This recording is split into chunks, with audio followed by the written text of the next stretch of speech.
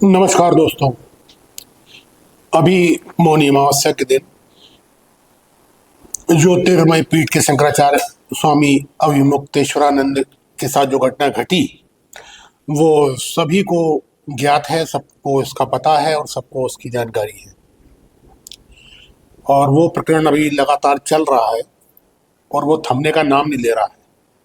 बयान दोनों तरफ से युद्ध के बाणों की तरह चल रहे हैं और कौन किसको कितना घाव दे रहे हैं ये तो वही जानता है जिसको ये बाण लग रहे हैं।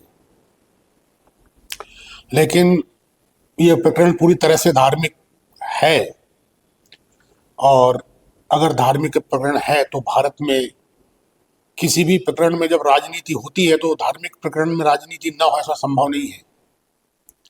तो इस पर भी राजनीति शुरू से चल रही है और बराबर चलती चली आ रही है। लेकिन इसमें एक बात ये हुई कि अखिलेश यादव समाजवादी पार्टी के राष्ट्रीय अध्यक्ष हैं। उन्होंने शुरू से इस मामले पर एक बिल्कुल सीधी लाइन ले रखी है कि उनका जो है इस विषय में शंकराचार्य के साथ जो हुआ उस घटनाक्रम पर उनका स्पष्ट एक मत है, स्पष्ट राय है और स्पष्ट विचार है। उन्होंने अपनी राजनीति के थोड़ा सा इतर जाते हुए इसमें थोड़ी दृढ़ता दिखाई है। एक और जहां अभी चर्चा चली कि समाजवादी पार्टी के सांसदों की बैठक हुई थी लखनऊ में आने वाले विधानसभा चुनाव को लेकर, तो वहां पर उनके एक सांसद हैं और उन्होंने ये कहते हुए थोड़ा हलचल मचा दी कि उनके इस गठबंधन में कोई भी व्यक्ति शामिल हो सकता है। जो पत्रकारों ने कहा कि क्या एआईएमएम के अध्यक्ष ओवैसी की भी आने की संभावना है, तो उन्होंने कहा कि इस गठबंधन में कोई भी आ सकता है, हमारे द्वार सबके लिए खुले हैं। तो इस पर भी कई दिनों चर्चा हुई और उसके बाद ये लगने लगा कि कहीं ये फिर तो कहीं तुष्टीकरण वाली या धार्मिक राजनीति में तो नहीं फंसने वाले। और इस विषय में जो समाजवादी के प्रवक्ता थे ये हैं, उनकी जो राय थी वो स्पष्ट नहीं थी, असमंजस वाली थी।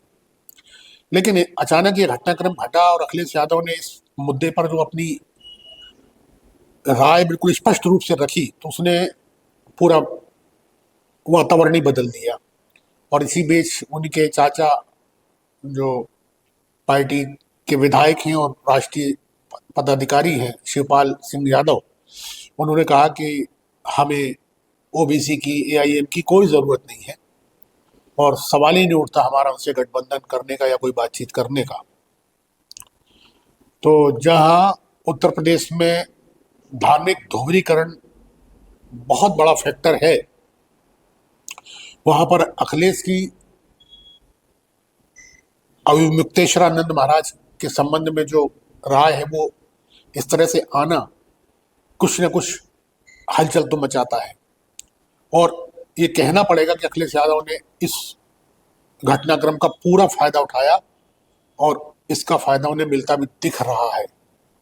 वहीं कांग्रेस ने इस घटनाक्रम की निंदा तो की, जैसे कोई भी घटना कहीं हो जाती है तो निंदा की जाती है, लेकिन इस मामले में अपनी स्पष्ट राय नहीं बताई और उसका रवैया ढुलमुल रहा, बल्कि ये कहें कि वो असमंजस में रहे कि हमें करना क्या चाहिए।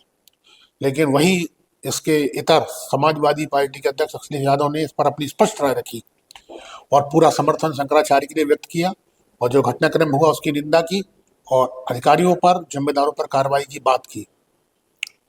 तो जहां अखिलेश के ऊपर एक प्रकार से कहना चाहिए आरोप लगते रहे और एक उनकी छवि बनाने की कोशिश की जाती है कि वो मुस्लिम परस्त हैं और हिंदुओं के विरोधी हैं, वो छवि से हटकर अखिलेश यादव ने अपनी एक अलग छवि बनाने की कोशिश की है और ऐसा लगता है कि कहीं ना कहीं वो सफल होते दिख रहे हैं। राजनीतिक स्तर पर अगर उत्तर प्रदेश की बात की जाए तो उनकी राजनीति मूलतः उत्तर प्रदेश में ही है और वहाँ हिंदू बहुत बड़ा फैक्टर है। और अखिलेश यादव भी काफ़ी दिनों से कोशिश कर रहे हैं कि जो उनकी छवि बनी हुई है उसको तोड़ा जाए और ये बताया जाए कि वो भी हिंदुओं के उतने ही समर्थक और इतने ही हित चिंतक शुभ चिंतक हैं जितने तथाकथित हिंदूवादी दल या नेता करते हैं, और वो इसमें लगातार लगे रहे। लेकिन हाँ, एक बात जरूर है अखिलेश यादव के लिए कि उनके प्रवक्ता स्तर पर गड़बड़ होती है। अखिलेश यादव ने जो वर्तमान में अभी स्पष्ट राय अपनी बनाई है, बिना किसी झिझक और असमंजस के, वो एक स्पष्ट राय कही जाती है, और उन्होंने जो बनाई है इसका लाभ उनको मिल सकता है, बशर्ते वो अपने प्रवक्ताओं को सही ढंग से संदेश दे पाए। क्योंकि राजकुमार भाटी जैसे प्रवक्ता अखिलेश यादव के किए कराए पर पानी फेर सकते हैं, और जो उन्होंने ये माहौल का वातावरण किया है, और वो अपने जिस तरह से उनका आजकल पोस्ट बनाना, वीडियो बनाना, और डिबेटों में, बहसों में जो चैनलों में बैठ के बहस करते हैं, वो पूरा रायता बिखेर सकता है समाजवादी पार्टी का। समाजवादी पार्टी ने अच्छी कोशिश की है और इसका उनका लाभ मिलेगा ऐसा लगता है, लेकिन बस यही है कि उनके प्रवक्ता जरूर अपनी इसी मुद्दे पर स्पष्ट राय रखें।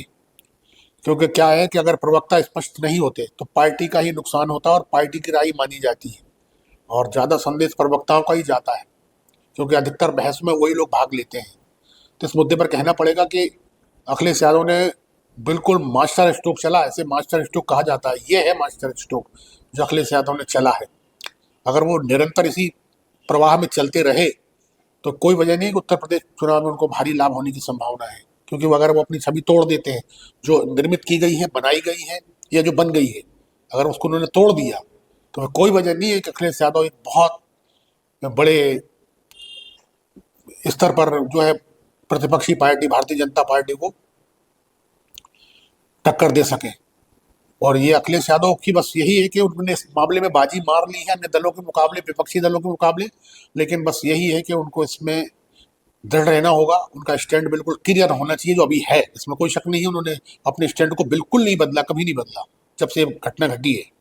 अगर वो इस स्टैंड पर दृढ़ रहे और अपने जो उन्होंने उठाया है, जो कदम उठाए हैं और जो उन्होंने बातें रखी हैं, और अगर वो उस पर कायम रहे तो इसमें कोई शक नहीं है कि अखिलेश यादव को इससे राजनीतिक तौर से बड़ा फायदा होने वाला है। और बिल्कुल स्पष्ट कहना चाहता हूँ कि अखिलेश यादव ने इस मुद्दे पर बाजी मार ली है। अखिलेश यादव ने इस मुद्दे पर बाजी मार ली है और इस स्तर तक वो पहुंच चुके हैं कि उनको उत्तर प्रदेश में इसका फायदा होगा, ऐसी कोई वजह नहीं है कि ना हो। बस यही है कि बस अखिलेश यादव या उनकी पार्टी, उनके प्रवक्ता और कार्यकर्ता इसको कितना कायम रख पाते हैं, बस ये देखना बाकी है।